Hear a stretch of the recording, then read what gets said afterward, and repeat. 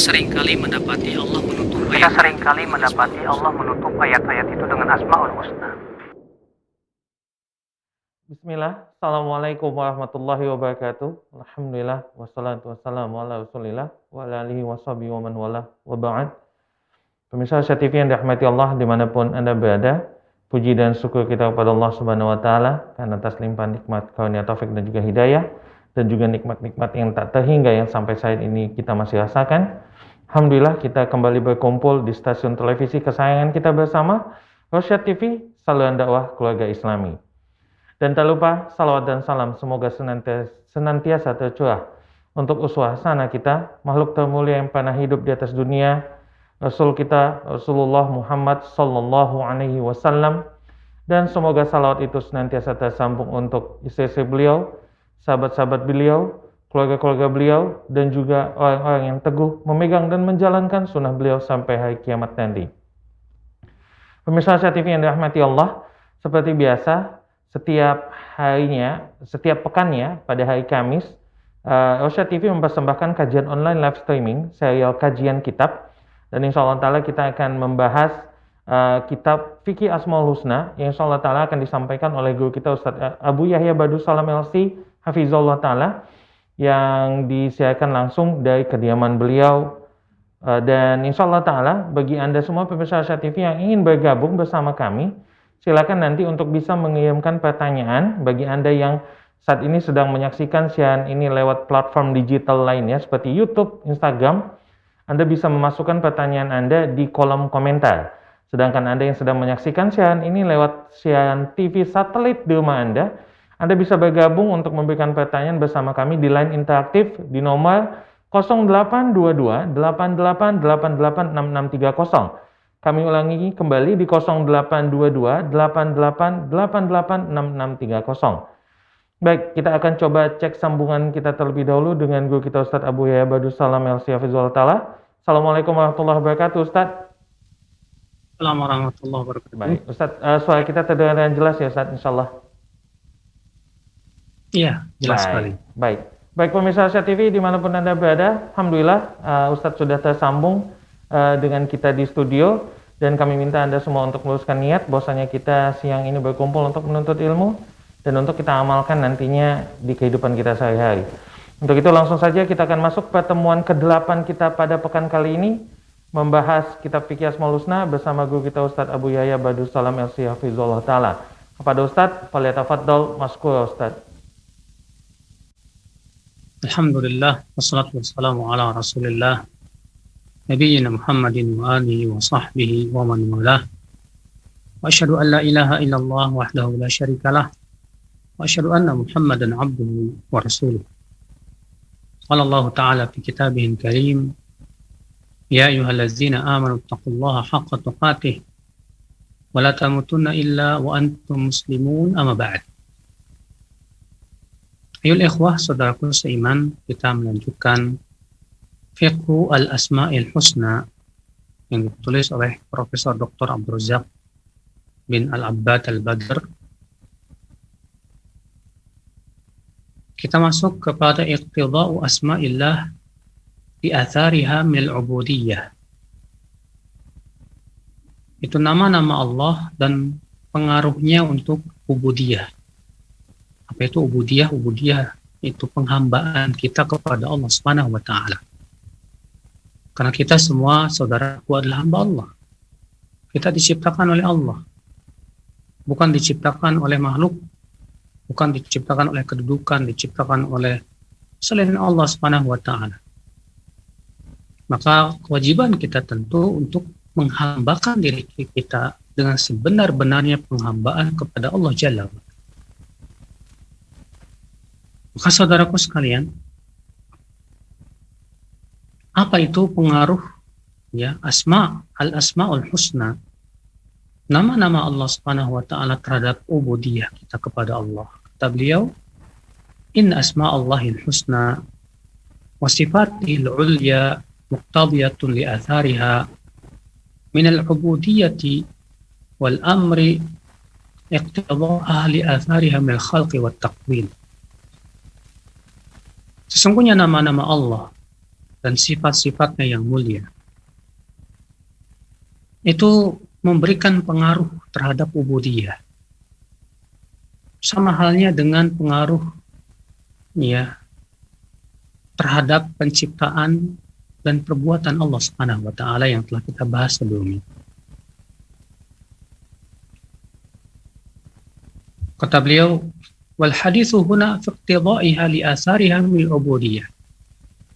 Dan pembicaraan kita sekarang adalah pengaruh ya Asmaul Husna terhadap ubudiyah. Contohnya apa? Ya, daripada ubudiyah itu kal khudur, seperti khudur.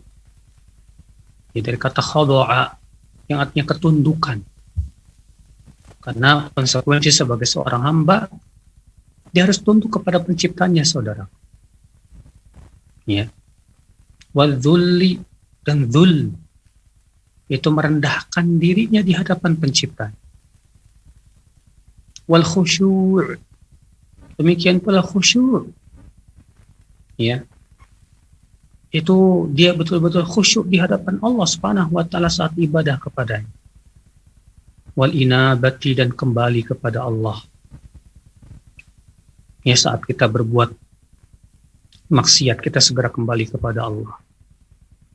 Saat kita jauh dari zikir kepada Allah dan jauh dari ibadah, kita segera kembali kepada Allah.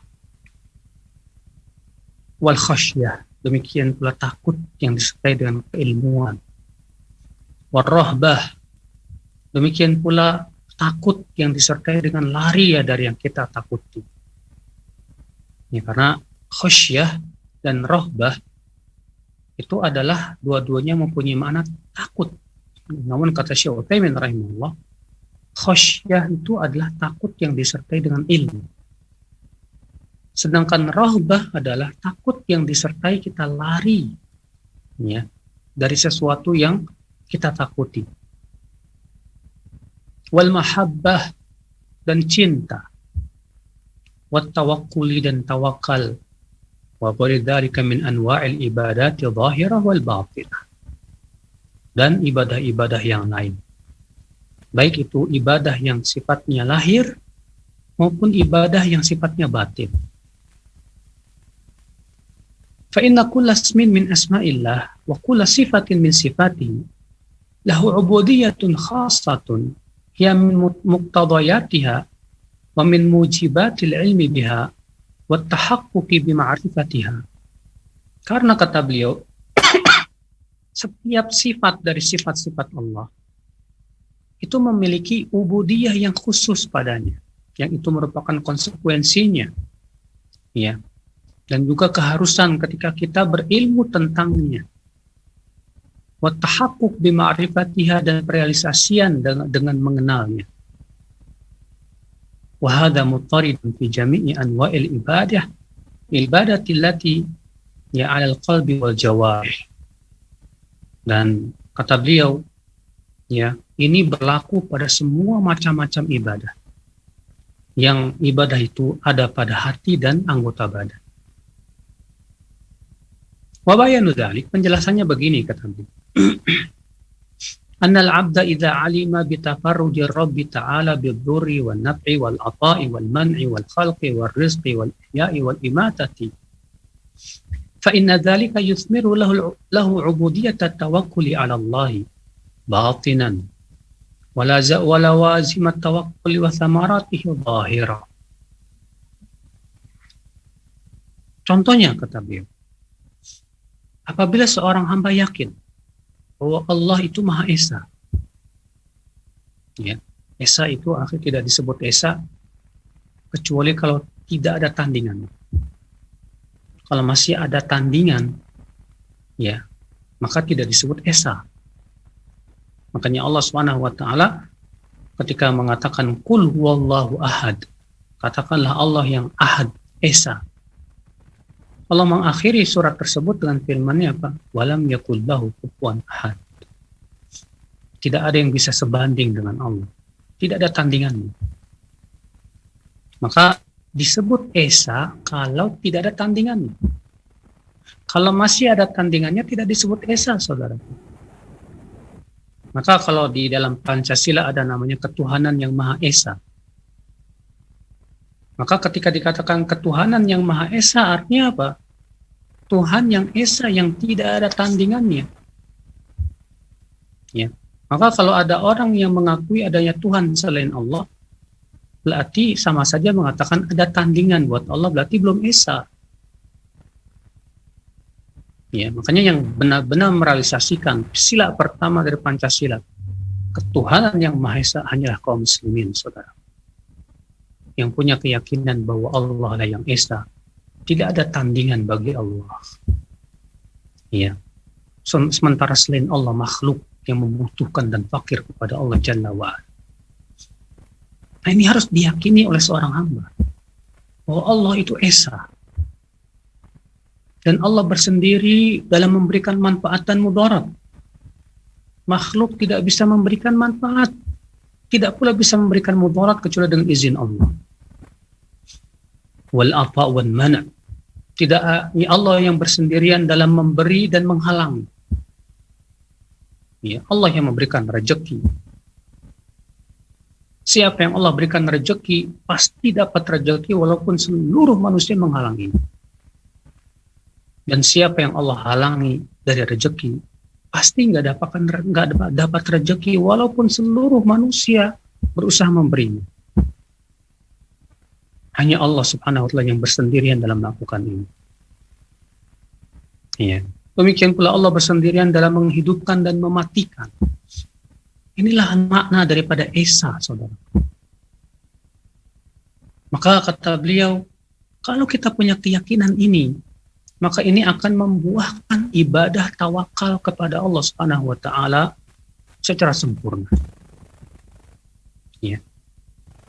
Bagaimana tidak akan bertawakal sementara si hamba ini yakin Allah lah yang bisa memberikan manfaat dan mudarat. Manusia kalau Allah tidak izinkan tidak akan bisa. Maka ia tawakal kepada Allah saja. Ya. Beda dengan tawakal kepada makhluk, akhi. Makhluk lemah. Kita tawakal kepada makhluk, ya, berarti kita tawakal kepada sesuatu yang lemah, yang tidak bisa memberikan manfaat, tidak pula bisa memberikan mudarat. Tidak bisa memberikan rezeki, tidak bisa menghidupkan dan mematikan. Maka orang yang tawakalnya kepada sesuatu selain Allah, dia akan menjadi makhluk yang paling lemah. Lihatlah orang-orang yang tawakal kepada jimat, kepada penangkal. Ketika jimat atau penangkalnya itu ketinggalan, dia menjadi orang yang paling ketakutan sedunia. Ya, ketakutan sekali. Karena tawakalnya kepada selain Allah Jalla wa'ala. Ya. Saudaraku seiman, beda dengan orang yang tawakalnya hanya kepada Allah. Maka pada waktu itu karena tawakal kepada Allah itu buah daripada keyakinan bahwa Allah satu-satunya zat yang bisa memberikan manfaat dan mudarat.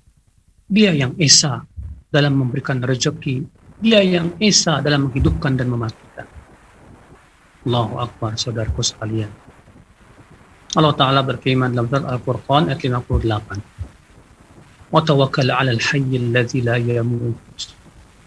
Fasabbih bihamdihi wa kafa bihi bidzunubi ibadihi khabira. Wa tawakkal, dan tawakallah kamu 'alal hayyil ladzi la yamut, kepada Allah yang Maha hidup dan tidak akan pernah mati. Wasabbih bihamdihi, dan sucikanlah dia dengan memujinya. Wa kafa bihi bidzunubi ibadihi khabira, dan cukuplah Allah yang akan mengabarkan dosa-dosa hamba-Nya. Subhanallah ya ikhwah. Ya Allah Subhanahu wa taala menyuruh Rasulnya yang mulia ya untuk bertawakal hanya kepada Allah. Dan bahwasanya dia Allah yang Maha hidup dan tak akan pernah mati. Sementara manusia, jin, dan seluruh makhluk itu akan mati, saudara. Maka bagaimana kita akan bertawakal kepada sesuatu yang akan mati? Yang tidak bisa menolak dari dirinya kematian? Ya. Maka yang seperti ini lemah tentunya, saudara. Maka tawakallah kepada Allah yang tidak akan pernah mati selama-lamanya. Dia yang maha kuat, maha kuasa atas segala sesuatu. Tidak ada yang mustahil bagi Allah Jalla wa'ala. Maka sungguh sangat aneh ketika seorang hamba bertawakal kepada selain Allah, kepada makhluk yang lemah. Ya, itu menunjukkan akan ya orang ini ya akhwal Islam telah dipalingkan oleh Allah Subhanahu wa taala ya dari mentauhidkan Allah Jalla wa Ala. Allah juga berfirman dalam surat Asy-Syu'ara ayat 217. Wa tawakkal 'alal 'azizir rahim alladzi yaraka hina taqum wa taqallubaka fis sajidin. Wa tawakkal 'alal 'azizir rahim.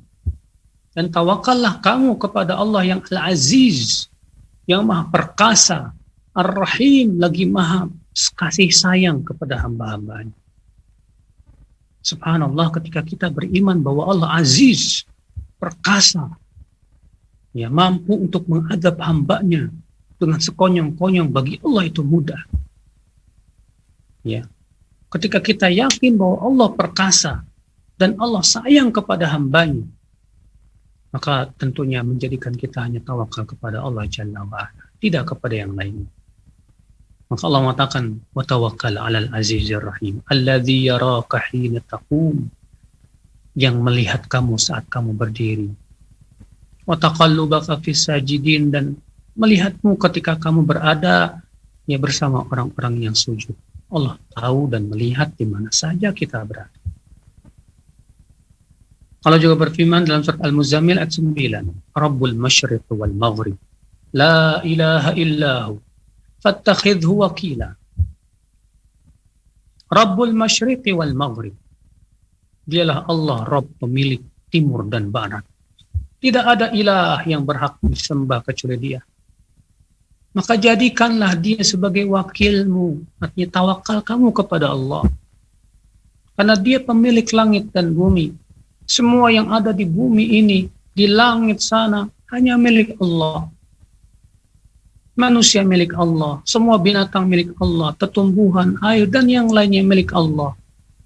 Semua milik Allah. Maka tawakalnya kamu hendaknya kepada Allah, bukan kepada makhluk Allah yang membutuhkan karunia Allah Jalla wa'ala. Allah juga berfirman dalam surat An-Nisa ayat 81, wa tawakkal 'ala Allah wa kafa billahi wakila. Bertawakallah kamu kepada Allah dan cukuplah Allah sebagai wakil, sebagai pelindung kamu. Iya, cukup bagi kita Allah sebagai pelindung kita. Adapun manusia sekuat dan sehebat apapun tidak mampu melindungi kita. Kalau ternyata Allah menginginkan ya kita tertimpa mara bahaya. Kata beliau, wa idza 'alima al-'abdu anna Allah sami'un basirun 'alimun la yakhfa 'alaihi mithqalu dzarratin fis samawati wal ardh wa annahu ya'lamu sirra wa akhfa. Apabila seorang hamba ya yakin, seyakin-yakin bahwasanya Allah mendengar, melihat, mengetahui, tidak tersembunyi kepada Allah Subhanahu wa taala sebesar biji sawi pun, baik di langit maupun di bumi. Dan bahwasanya Allah mengetahui yang rahasia maupun yang tersembunyi. Wa ya'lamu kha'inatal a'yun wa ma tukhfis sudur. Dia pun yakin bahwa Allah tahu mata yang berkhianat. Ya. Dan apa yang tersembunyi di hati Allah tahu. Wa annahu tabaraka wa ta'ala ahata bi kulli syai'in ilma wa ahsa kulla syai'in adada. Dan bahwasanya Allah tabaraka wa ta'ala ilmunya meliputi segala sesuatu, dan Allah mampu menghitung segala sesuatu. Faman alima bistila'illahi alaihi wa ru'yatihi lahu wa ihatatihi bihi fa inna dhalika yuthmiru lahu hifdhan lisani wal jawah wa khataratil qalb min kulli ma la yurdillah. Maka kalau si hamba yakin ini bahwa Allah mengetahui dirinya, Allah mendengar, Allah melihat, Allah Subhanahu wa ta'ala mengetahui apa yang ada di hatinya, maka itu bisa membuahkan apa? Kata beliau, membuahkan untuk menjaga lisan. Ingat, semua yang kamu ucapkan Allah mendengar. Menjaga khataratul qalb, bahkan pikiran-pikiran yang ada di pikiran kita harus kita jaga karena Allah tahu. Kita sedang memikirkan apa, Allah tahu. Ya. Jaga dari semua yang membuat Allah tidak ridha, saudara. Ketika seorang hamba hendak memikirkan maksiat, dia langsung sadar Allah tahu tentang pikiran. Ketika seorang hamba meyakini Allah mendengar, dia mau mengucapkan sesuatu yang tidak diridhoi oleh Allah, maka dia tidak berani. Coba deh antum pikirkan baik-baik. Kalau antum berada di sebuah ruangan yang di situ banyak disimpan CCTV. Di pojok-pojoknya tersedia CCTV dan antum diawasi.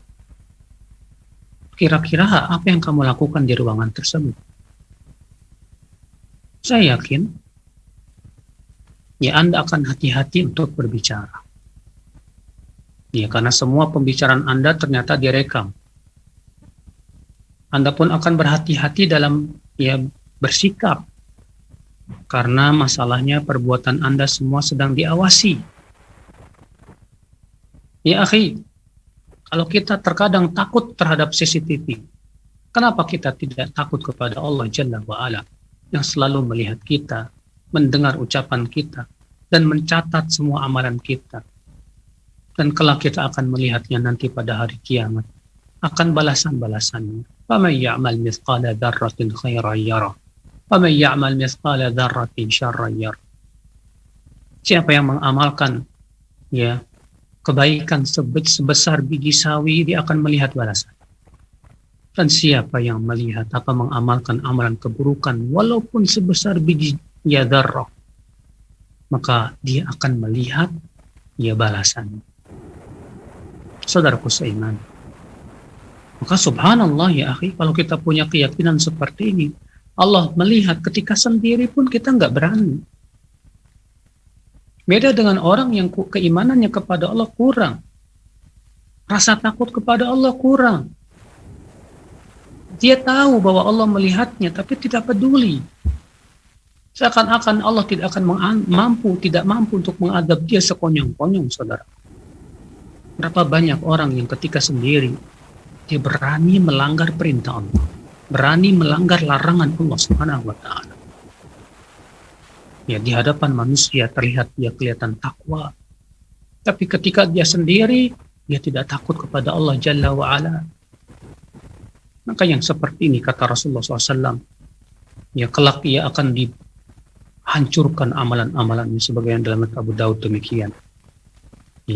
Nanti kata Rasulullah SAW, pada hari kiamat akan datang seorang hamba yang membawa pahala-pahala sebesar gunung Tihamah. Kemudian Allah hancur leburkan amalannya. Ketika Rasulullah ditanya, siapa itu wahai Rasulullah? Kata Rasulullah, itu orang idza khalau bimaharimillah intahakuha. Apabila dia bersendirian, dengan keharaman-keharaman Allah, dia berani melanggar. Rupanya ia takutnya hanya kepada manusia, dia tidak takut kepada Allah. Allah Ta'ala berfirman dalam surat Al-Alaq ayat 14, Alam ya'lam bi anna Allah yara. Apa dia tidak tahu bahwasanya Allah melihat? Allah juga berfirman, wattaqullaha innallaha sami'un alim. Bertakwalah kamu kepada Allah, sesungguhnya Allah mendengar lagi Maha mengetahui. Allah juga berfirman, i'malu ma syi'tum innahu bima ta'maluna basir. Silahkan kamu lakukan apa yang kamu mau, sesungguhnya Allah melihat perbuatan kamu. Dalam surat Fussilat ayat 40. Allah juga berfirman, wa'lamu annallaha ya'lamu ma fi anfusikum fahdharuh. Ketahuilah bahwasanya Allah mengetahui apa yang ada pada diri kamu, maka waspadalah kamu. Hati-hati kamu. Allah Maha mampu loh. Untuk memberikan kepada kamu adab. Kalau kamu di dunia diberikan adab saja takut. Tapi tahukah kamu bahwasanya adab di akhirat lebih berat dari itu? Berkata Al-Hafiz Ibn Rajab, rawada rajulun imra'atan fi falatin laylan fa'abat.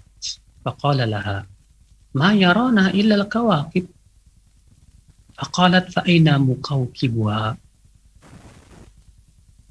Ibn Rajab berkata, ada seorang laki-laki merayu seorang wanita untuk berzina dengannya di sebuah padang pasir. Lalu kemudian laki-laki ini berkata kepada wanita ini, tidak ada orang yang melihat kita. Yang melihat kita hanya bintang-bintang. Lalu wanita ini berkata, lalu di mana pencipta bintang-bintang itu? Allahu Akbar. Ya. Itulah iman, saudara. Keimanan yang luar biasa. Umar bin Khattab radhiyallahu anhu, ya pernah suatu malam beliau berjalan ya untuk memeriksa. Kemudian beliau pun beristirahatlah di sebuah dinding rumah. Lalu kemudian terdengarlah suara di dalam rumah itu.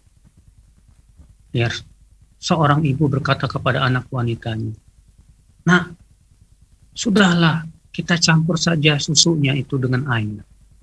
Biar keuntungannya lebih banyak, Nak." Iya. "Jangan, Ibu," kata si anak itu. "Ini tidak boleh." Umar bin Khattab radhiyallahu anhu melarang itu. Apa kata si ibu? Tapi Umar tidak melihat, Nak. Apa kata anak wanita ini? Fa aina Rabbu Umar? Lalu di mana Tuhannya Umar? Bukankah Tuhannya Umar itu melihat? Allahu Akbar.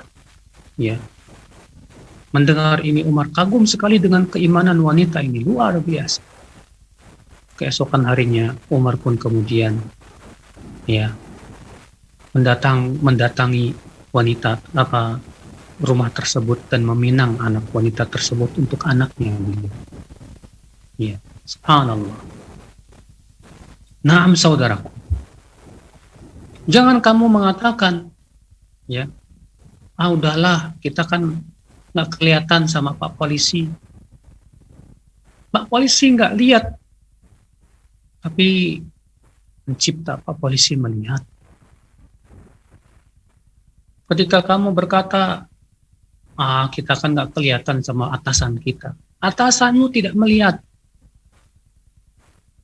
Tapi yang di atas itu Allah Jalla wa'ala melihat. Di mana iman? Di mana akidah kita kalau begitu, saudaraku? Bahwasanya Allah selalu melihat kita. Wa idza 'alimal 'abdu bi anna Allah ghaniyyun karim, barrun rahim, wasi'ul ihsan, wa annahu tabaraka wa ta'ala ma'a ghinah an ibadihi fa huwa muhsinun ilaihim rahimun bihim, yuridu bihimul khair wa yakshifu 'anhum ad-dhurr, la li jalbi manfa'atin ilaihim minal 'abd wa la li daf'i madarratin bal rahmatan minhu wa ihsana. فهو سبحانه لم يخلق خلقه ليتكثر بهم من قلة ولا ليعتز بهم من ذلة ولا ليرزقوه ولا لينفعوه ولا يدفعوه عنه كما قال تعالى وما خلقت الجن والإنس إلا ليعبدون ما أريد منهم من رزق وما أريد أن يطعمون إن الله هو الرزاق ذو القوة المتين. Kata beliau memberikan contoh berikutnya. Kalau seorang hamba yakin bahwa Allah Maha Kaya dan Allah Maha Dermawan, Allah Subhanahu wa Ta'ala Maha Barrun Rahim, yang selalu berbuat baik dan sayang kepada hamba-hamba. Wasi'ul Ihsan, yang perbuatan baiknya sangat luas sekali. Dan bahwasanya Allah Tabaraka wa Ta'ala tidak butuh kepada hambanya, namun Allah tetap berbuat baik kepada hambanya. Padahal Allah tidak butuh loh kepada hamba. Allah tidak membutuhkan amalan kita. Allah tidak membutuhkan sama sekali manusia, tidak butuh kepada makhluk yang enggak. Tapi Allah tetap berbuat baik kepada mereka. Allah sayang kepada mereka. Allah menginginkan kebaikan untuk mereka. Bahkan Allah menghilangkan kemudaratan dari mereka. Semua itu Allah lakukan bukan karena Allah ingin mengambil manfaat dari mereka, tidak, karena Allah tidak butuh para hamba. Ya, tapi semua itu memang murni rahmat dan kasih sayang Allah kepada para hamba.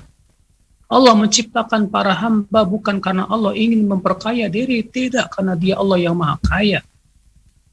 Ya. Tidak. Allah yang menyuruh para hamba untuk beribadah kepadanya bukan karena Allah ingin mereka ngasih rezeki kepada Allah. Allah tidak butuh itu. Justru manusia yang butuh kepada rezeki. Allah Ta'ala berfirman, وَمَا خَلَقْتُ الْجِنَّ وَالْإِنسَ إِلَّا لِيَعْبُدُونَ مَا أُرِيدُ مِنْهُمْ مِنْ رِزْقٍ وَمَا أُرِيدُ أَن يُطْعِمُونَ. Tidaklah aku ciptakan jin dan manusia kecuali agar mereka beribadah kepadaku saja, kata Allah. Aku tidak mengharapkan dari mereka rezeki dan aku pun tidak mengharapkan mereka memberi makan kepadaku. Allah nggak butuh itu. Ya, Allah nggak butuh loh kepada salat kita. Tapi kalau kita sholat tetap dikasih sama Allah pahala.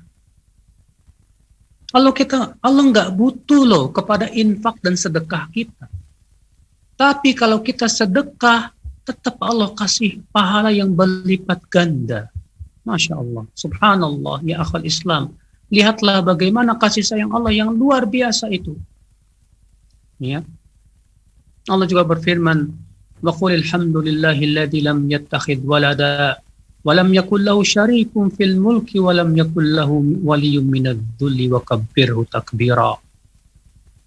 Katakanlah segala puji bagi Allah yang tidak mengambil anak dan tidak memiliki sekutu dalam kerajaannya. Ya, dan tidak memiliki wali, ya, karena apa? Kerendahan, tidak. Akan tetapi Allah tidak butuh itu semuanya, maka besarkan Allah dengan sebesar-besarnya. Dalam hadis qudsi Allah Ta'ala berfirman, ya ibadi, innakum lan tablughu naf'i fatanfa'uni wa lan tablughu dhurri fatadurruni. Hai hamba-hambaku, kalian tidak akan bisa memberikan manfaat kepadaku. Juga kalian tidak akan bisa memberikan mudarat kepadaku, ya. Ini artinya apa yang kamu amalkan berupa amalan saleh itu buat kamu. Yang kamu lakukan berupa maksiat itu keburukannya buat kamu. Sama sekali tidak memberikan mudarat kepada Allah. Maka kalau kita yakin ini, saudaraku, bahwa Allah Maha Kaya, kekayaan Allah luar biasa. Sampai-sampai kata Rasulullah dalam hadis qudsi, wahai anak Adam, kalaulah ya generasi awal kamu sampai generasi akhir kamu berkumpul semuanya di sebuah padang pasir dan setiap mereka minta kepada Allah dan setiap mereka Allah kabulkan permintaannya, ma'azada fi mulki syai'an, maka kata Allah itu tidak menambah kerajaanku sedikit pun juga. Mana qasamin mulki syai'an itu tidak mengurangi kerajaan Allah dan kekayaan Allah sedikit pun juga. Illa kama yanqusul mikhyatu idza udkhilal bahra. Kecuali seperti berkurangnya air laut ketika dimasukkan jarum yang kecil. Subhanallah. Allah Maha Kaya. Allah tidak butuh kepada hamba. Fa idza alimal 'abdu dzalika asmara fi quwwatar raja'. Maka kalau si hamba yakin kepada ini, kepada nama ini, akhi, maka ini membuahkan apa? Kekuatan berharap kepada Allah. Ya wa tama'ahu fi ma indah, di mana ia tamak kepada pahala yang ada di sisinya. Wa inzala jami'i hawaijihi bih, dan mengadukan semua kebutuhannya kepada Allah saja. Wa idhara iftiqarihi ilaihi wa ihtiyajihi lah, dan ia pun juga memperlihatkan kefakirannya dia kepada Allah saja. Ya. Ya, karena dia yakin Allah Maha Kaya. Manusia sekaya apapun kalau kita minta cemberut. Ya. Manusia sekaya apapun dia miskin. Dia fakir kepada karunia Allah. Sedangkan Allah Maha Kaya, yang apabila kita semakin banyak meminta, Allah semakin cinta kepada dia. Seorang hamba semakin banyak berdoa dan minta kepada Allah, semakin Allah pun cinta kepada hamba ini. Kenapa? Karena si hamba ini berarti mengakui bahwa Rabb-nya maha kaya dan bahwasanya dirinya fakir kepadanya. Allah berfirman, ya ayuhan nas, antumul fuqara'u ilallah, wallahu huwal ghaniyul hamid. Wahai manusia, kalian itu semua fakir semuanya kepada Allah. Kalian semua butuh kepada Allah. Dan Allah lah yang maha kaya lagi maha terpuji, saudara. Iwallah. Warraja'u yuthmiru anwa'al ubudiyah al-zahirah wal batin. Ketika harapan kita kuat kepada Allah, akhir, ya kita hanya berharap pahala di sisi Allah, maka ini akan membuahkan banyak sekali ibadah-ibadah yang lahir maupun yang batin. Iwallah. Ya. Saat itulah si hamba akan lebih mengharapkan akhirat daripada dunia. Karena dia sadar dunia sementara. Dunia akan yatalasya, segera akan hilang. Sementara akhirat itu khairu wa abqa, lebih baik dan lebih kekal. Maka ia lebih berharap kepada apa yang ada di sisi Allah. Maka di saat itulah muncul ya akhi ubudiyah yang luar biasa kepada Allah Jalla wa'ala. Wa idza 'alima al-'abdu bi'adlillah wa intiqamihi wa ghadabihi wa sakhatihi wa 'uqubatihi fa inna hadha yuthmiru lahu al-khashyata wal khawfa wal hadara wal bu'da an masakhitir rabb. Contoh lain kata beliau, kalau si hamba yakin bahwa Allah maha adil dan Allah mampu untuk membalas dendam, Allah punya sifat murka dan marah, dan Allah mampu memberikan sanksi dan siksa, maka ini membuahkan rasa takut kepada Allah, waspada dari adab Allah, dan berusaha menjauhi semua yang dimurkai oleh Allah Jalla wa'ala. Ya, ketika dia yakin ini, akhi, Masya Allah, tumbuh rasa takutnya kepada Allah, ya. Tapi ketika keyakinannya kurang, maka rasa takutnya juga kurang, saudara. Allah berfirman, wattaqullaha innallaha wa'lamu annallaha syadidul iqab. Bertakwalah kalian kepada Allah dan ketahuilah oleh kamu bahwasanya Allah keras siksanya. Ingat, Allah keras siksanya. Maka bertakwalah kamu kepada Allah, takutlah kepada siksa Allah yang sangat keras. Silakan kamu lihat bagaimana kerasnya siksa Allah di dunia ini. Siksa Allah di dunia nggak ada apa-apanya dibandingkan dengan siksa Allah di akhirat, saudaraku. Iya. Lihat bagaimana ketika Allah mengguncang bumi dengan gempa. Manusia berhamburan. Ketakutan luar biasa. Lihat bagaimana manusia ketakutan dahsyat sekali ketika Gunung Merapi itu meletus, melelehkan lahar yang amat panas. Semua berlari dan mengungsi.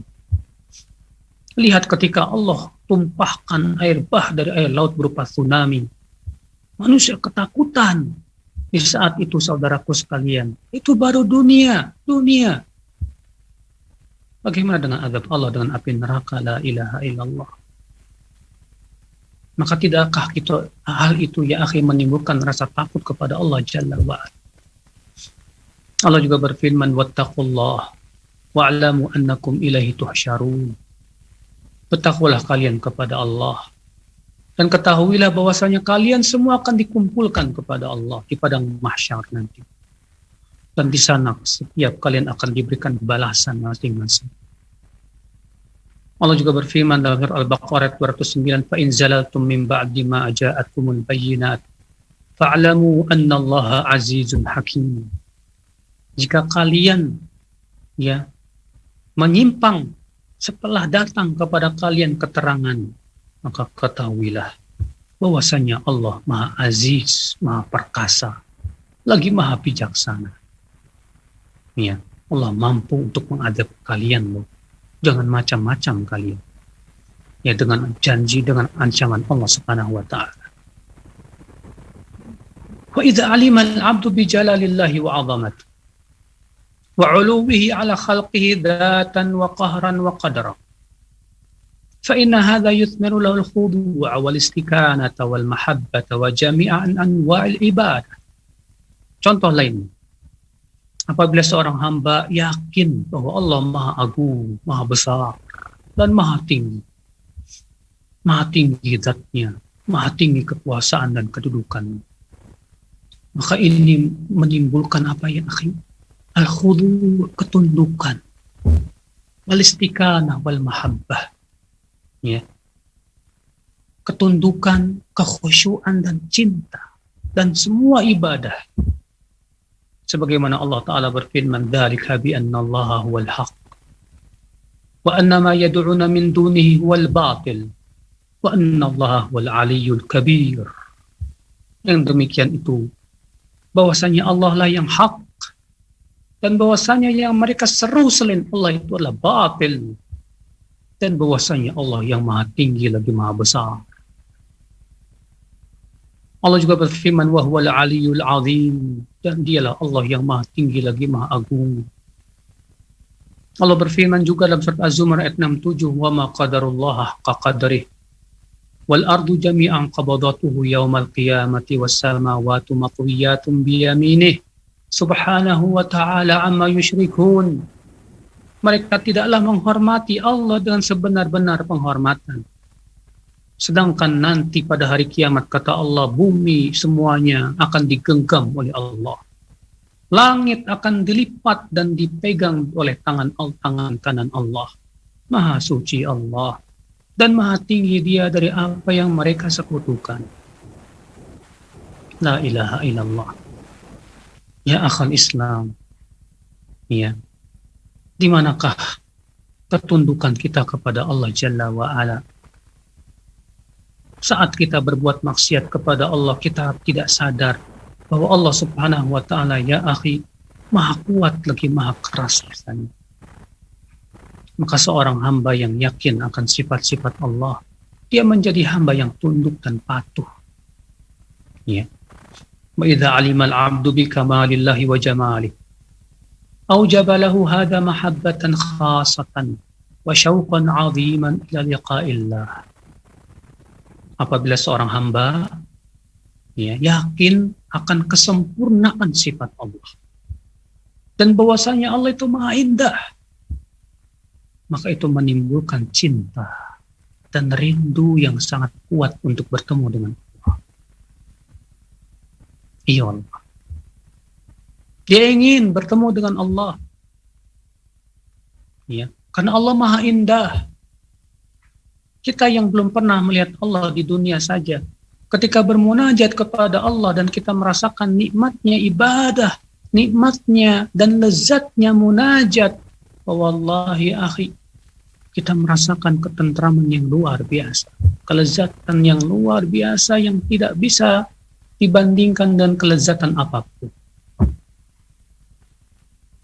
Di bulan Ramadan terasa lezat kita berdiri untuk salat tarawih, mendengarkan ayat-ayat Allah dilantunkan melebihi kelezatan orang yang mendengarkan musik dan nyanyian.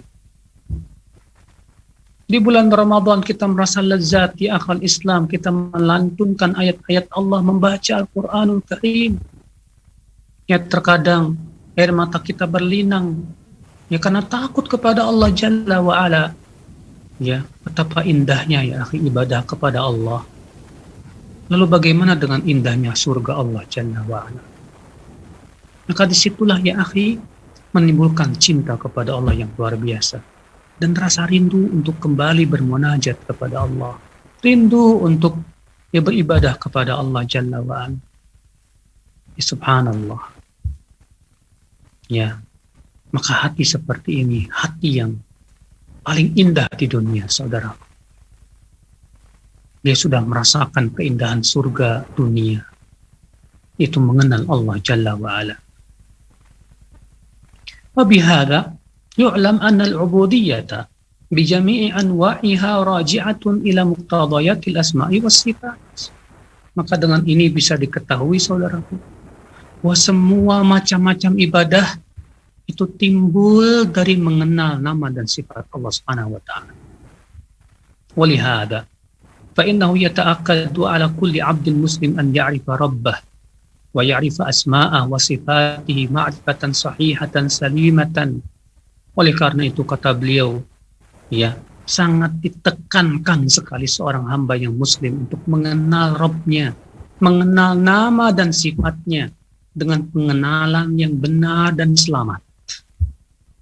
Wa an ya'lama ma tadammat wa atharuha, mengenal apa yang terkandung dalam nama dan sifat Allah, dan juga mengenal pengaruh-pengaruhnya yang dahsyat. Wa mujibatil ilmi biha, demikian pula ya konsekuensi dari berilmu tentang nama dan sifat tersebut. Fa bihadza ya'dhumu haddul 'abdi, maka dengan cara inilah keberuntungan seorang hamba menjadi agung dan besar, saudaraku sekalian. Nah, saudaraku, ya. Jadi, wallahi ya akhi, mengenal Allah itu keberuntungan yang luar biasa. Makanya kebutuhan kita untuk mengenal Allah melebihi kebutuhan kita kepada makanan dan minum. Naam Allah. Makanan dan minuman itu untuk kehidupan badan kita. Sedangkan mengenal Allah untuk kehidupan hati kita. Dan kehidupan hati jauh lebih agung ya akhal Islam. Kata beliau, innal mu'min al-wahid yajidu bi imanihi wa yaqini bi asma'i rabbihil husna wa sifatihil ulya ad-dalati ala 'azamatillah wa kibriyaihi wa tafarrudihi bil jalali wal jamal ma yajzibuhu ila ijtima'i hammihi 'ala Allah hubban wa tadhallula khusyu'an wa inkisara raghaban wa rahaba rajaan wa tama'a. Seorang mukmin yang mentauhidkan Allah, dia mendapatkan dengan iman dan keyakinannya, ya, dari nama-nama Allah Subhanahu wa Ta'ala dan sifat-sifatnya yang menunjukkan akan keagungan Allah dan kebesarannya, dan bahwasanya Allah esa dalam kebesaran dan keindahannya. Itulah yang membuat tertarik semua keinginannya kepada Allah, sehingga terkumpul semuanya cintanya kepada Allah, ya, ketundukan dan kepatuhannya kepada Allah, khusyuknya juga kepada Allah, berharap dan takutnya kepada Allah. Wa tawafurihum himmati fi talabi ridhah. Lalu si mukmin kemudian, ya, berkeinginan besar sekali untuk mendapatkan ridha Allah Subhanahu wa taala, bistifraghil wus'i fi taqarrubi ilaih, dengan berusaha bersungguh-sungguh untuk bertakarub kepada Allah, baik dengan melakukan yang wajib maupun yang sunnah, ya akhi, dan menjauhi segala macam hal yang dilarang oleh Allah Jalla wa'ala. Sehingga pada waktu itu, ya akhi, seorang hamba semakin ia dicintai oleh Allah, semakin ia dekat kepada Allah, semakin hatinya pun diberikan oleh Allah berbagai macam kebahagiaan yang tidak bisa diucapkan oleh lisan dan kata-kata. Allah, inilah memang tujuan kita hidup di dunia. Dengan itulah kita bisa meraih surga Allah Jalla wa'ala. Ya, baik, saya kira cukup sampai di sini. InsyaAllah, ya, pada pertemuan yang akan datang kita akan lanjutkan dengan pembahasan selanjutnya. Baik Ustaz, jazakallah khairan, barakallahu fikum Ustaz atas materi yang sudah disampaikan. Baik pemirsa Syah TV yang dirahmati Allah dimanapun Anda berada, kita akan membuka line telepon bagi Anda yang ingin langsung berinteraksi dengan Ustaz lewat line telepon. Silakan untuk menelpon di nomor telepon 0822 88886630. Kami ulangi di 0822 88886630. Dan bagi Anda yang saat ini sedang menyaksikan acara ini lewat platform digital lainnya, Anda bisa langsung untuk memberikan pertanyaan di kolom komentar. Baik Ustadz, ini kita akan masuk pertanyaan pertama Ustadz. Assalamualaikum warahmatullahi wabarakatuh Ustadz. Tadi Ustadz sudah menyampaikan bahwasanya banyak sekali orang-orang yang memang menggunakan jimat-jimat dan bersandarkan kepadanya. Nah, cuman ada kasus seperti ini Ustadz. Ada juga orang yang menggunakan jimat, terutama misalnya biasanya dipakai berdasarkan tradisi ketika seorang anak lahir supaya tidak diganggu jin, tapi dia yakin bahwasanya jimat itu hanya sebagai perantara saja, yang menyelamatkan adalah Allah Subhanahu wa Ta'ala. Nah, ini bagaimana Ustadz memandang kasus seperti ini? Sebatas meyakini Allah yang maha menyelamatkan dan bahwasanya Allah satu-satunya yang menyelamatkan. Lalu kita mengambil sebab atau wasilah yang tidak pernah diperintahkan oleh Allah. Ya, maka ini pun tetap jatuh kepada syirik. Ada orang pakai jimat dengan keyakinan bahwa yang menjaga dirinya hanya Allah, bukan jimat. Ya. Kemudian dia menganggap bahwasanya jimat ini hanya sebatas wasilah saja. Kita katakan kepada dia, kalau kamu yakin bahwa Allah Subhanahu wa taala yang melindungi kamu, kamu harus yakin bahwa jimat yang kamu pakai tidak bisa melindungi kamu. Kalau dia menjawab, iya saya yakin jimat ini tidak bisa melindungi saya. Yang kedua kita katakan kepada dia, kamu juga harus yakin bahwa jimat tidak bisa memberikan manfaat kepada kamu dan mudarat kepada kamu. Iya. Kalau dia berkata, iya saya yakin jimat ini tidak bisa memberikan manfaat dan mudarat kepada saya, maka kita katakan kepada dia, kalau kamu sudah yakin bahwa jimat itu tidak bisa memberikan manfaat dan mudarat kepada kamu, ya sudah buang, karena itu dilarang oleh syariat Allah. Allah dan Rasulnya yang melarang, karena itu bisa menjerumuskan kamu kepada kesyirikan. Ya. Dan sebetulnya saudaraku, perkataan dia bahwasanya hanya Allah yang memberikan keselamatan kepada saya, bukan jimat ini, dusta. Kenapa? Itu hanya sebatas tameng saja, perisai dia untuk membenarkan perbuatan. Ya. Sebab ketika dia pakai jimat, pasti mau tidak mau ada keyakinan di situ bahwa jimat ini bisa menolak bala. Iya. Allah tidak pernah memerintahkan kita untuk memakai jimat atau penangkal. Rasulnya pun tidak, bahkan seluruh ulama sepakat semuanya ijma bahwasannya itu adalah merupakan termasuk kesyirikan. Maka sungguh saudaraku, ya, perkataan ini adalah perkataan yang tidak paham hakikat tawakal. Ya, di mana seorang hamba yang pakai jimat, manusia yang pakai jimat, pastilah hatinya bersandar kepada jimat, walaupun lisannya berkata, saya bersandar hanya kepada Allah. Tidak mungkin. Sebab kalau dia bersandarnya hanya kepada Allah, dia buang jimat itu. Kita tidak butuh jimat, kita hanya butuh kepada Allah Jalla wa Ala saja. Iya.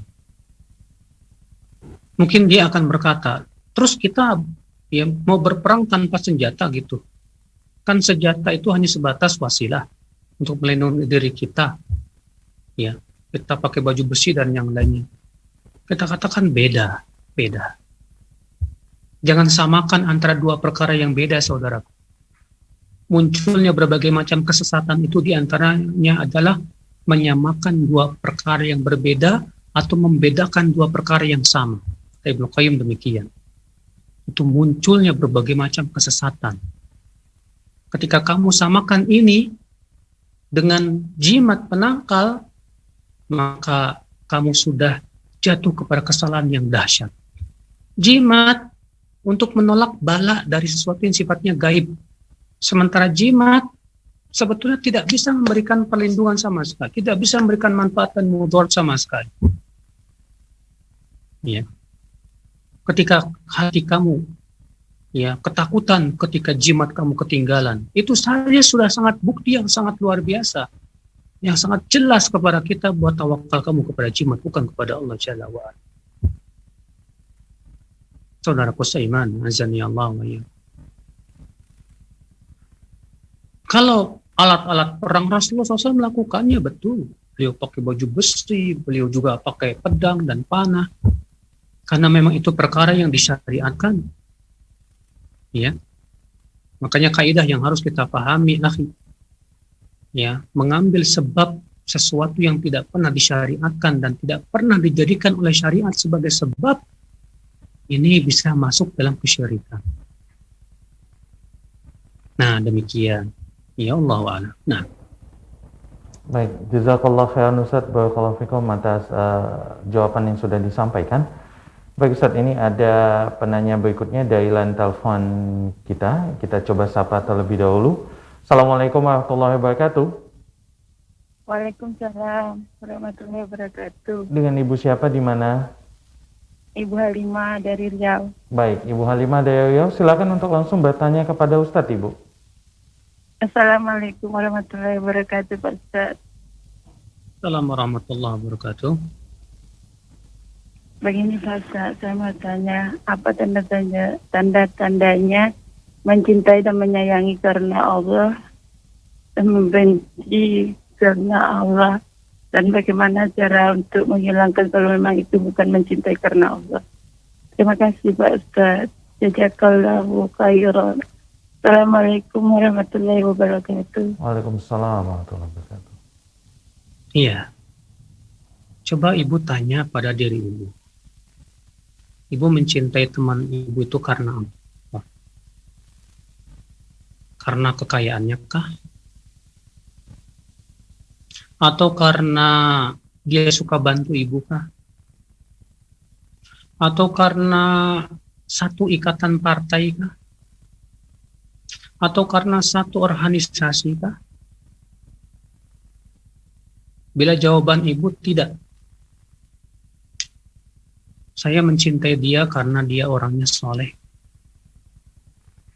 Ya, saya mencintai dia karena dia bertakwa kepada Allah. Akhlaknya bagus. Maka kalau ibu mencintai dia karena itu, berarti ibu memang mencintainya dia karena Allah. Ketika ibu benci kepada dia, tanya, kenapa ibu benci kepada dia? Saya benci sama dia, ya, karena dia, ya, sama saya ini kurang loyal. Oh iya? Kamu benci kepada dia kenapa, Bu? Karena dia beda partai sama saya. Ibu benci kepada dia karena apa? Karena dia, ya, tidak pernah memberi saya. Ini semua benci bukan karena Allah. Tapi ketika ibu berkata saya benci dia karena dia suka berbuat maksiat kepada Allah. Saya benci kepada dia karena dia, ya, selalu menyalahi perintah Allah. Maka berarti benci ibu karena Allah. Walaupun terkadang benci, terkadang tidak harus kita perlihatkan. Ya, jika khawatir orangnya malah tambah lari dari jalan Allah Subhanahu wa Ta'ala.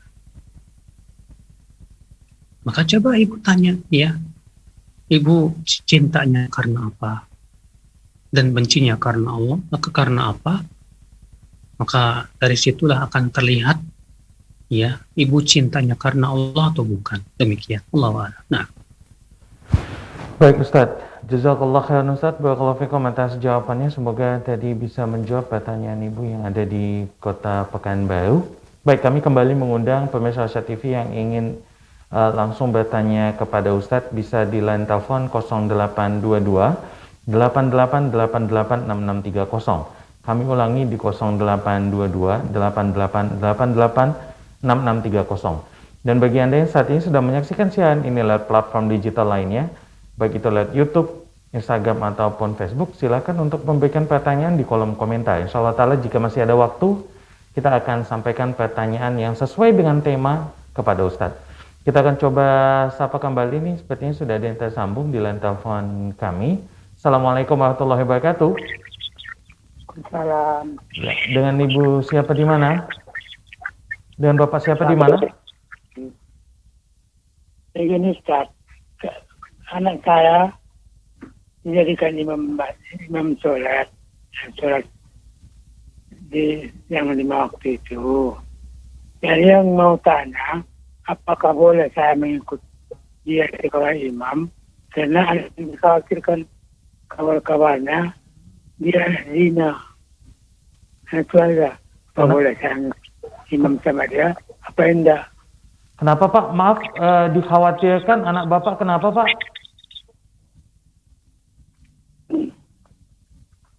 Anak kita kabar-kabarnya Hmm. dianggap haram zina. Oke. Ini dengan Bapak siapa di kota mana Pak? Hah? Dengan Bapak siapa? Maaf. Dengan Pak Suharto dari Pasaman. Oke, Pak Suharto dari Pasaman. Insyaallah taala nanti pertanyaan disampaikan ke Ustadz ya Pak. Jazakallah khairan ya Pak Suharto.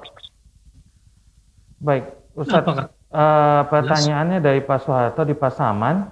Beliau ini punya anak yang dijadikan imam sholat 5 waktu. Dan pertanyaan Pak Suharto adalah, boleh nggak saya menjadi makmum anak tersebut karena anak tersebut adalah anak hasil zina atau anak haram menurut Pak Suharto? Ustadz, seperti itu pertanyaan Ustadz. Iya. Pertama, Allah Ta'ala berfirman, Allah taziru waziratu wizra ukhra. Seseorang tidak akan menanggung dosa orang lain. Anak hasil zina tidak akan menanggung dosa orang tuanya. Iya. Ada sebagian orang memahami dengan pemahaman salah sebuah hadis, la yadkhulul jannata waladuz zina. Anak zina tidak akan masuk surga. Ya, kata para ulama, kata Syekh Al-Albani rahimahullah, bahwa ya, yang dimaksud hadis ini bukan anak hasil zina, karena seseorang anak tidak akan menanggung dosa orang tuanya. Tapi yang dimaksud adalah anak zina, artinya orang yang sangat doyan zina.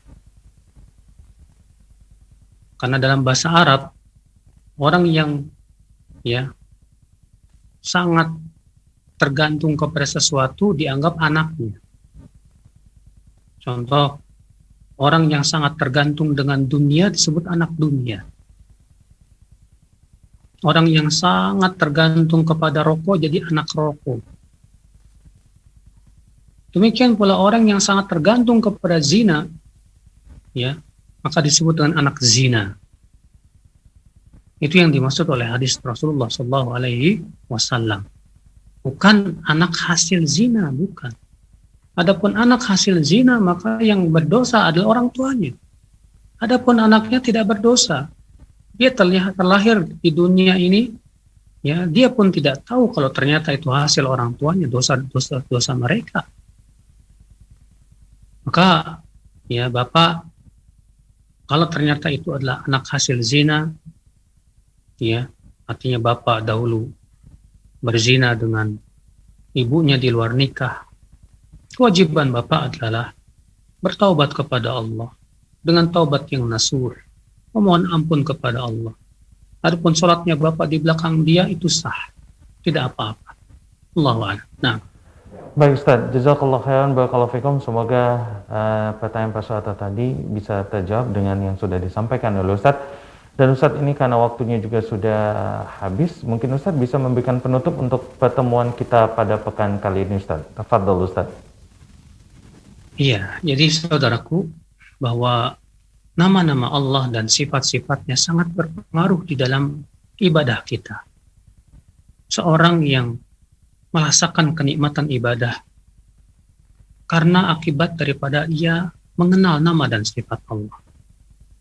Seseorang meninggalkan dosa karena takut kepada azab Allah, karena ia yakin bahwa Allah keras siksanya. Seseorang yang semangat kepada kebaikan dan ketaatan karena ia tahu bahwa Allah yang memiliki surga dan bahwasanya Allah Maha berterima kasih dengan memberi pahala kepadanya. Seseorang yang akal Islam ketika sendirian ia takut kepada Allah karena dia yakin bahwa Allah melihat dirinya dan mengawasinya. Itu menimbulkan sifat yang luar biasa dahsyat sekali, beda dengan orang yang tidak kenal Allah.